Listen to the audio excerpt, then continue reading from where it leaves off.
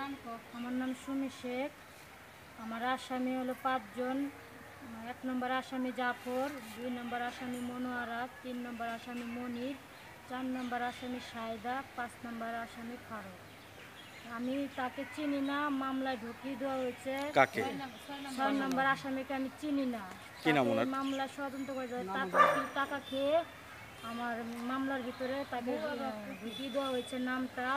সেটা আমি জানতে পেরে কোর্টে যেয়ে আমি তাকে জামিন করি। আমি কোর্টে বলেছি আমার আসামি 5 জন, আমি 5টা আসামিকে ধরতে চাই। আর এই আসামিকে আমি চিনি না, তাকে ষড়যন্ত্র করে টাকা খেয়ে ঢুকিয়ে দেওয়া হয়েছে আমার মামলা।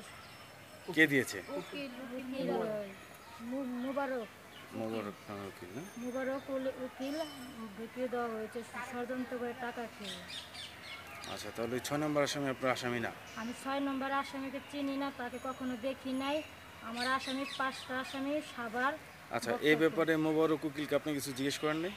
মুবারককে আমি জিজ্ঞেস করারই পাই না। আমি তাকে ফোন দিছিলাম, সে আমাকে আমার ফোন রিসিভ করে আমার গলার আওয়াজ শুনে সে কেটে দেয়।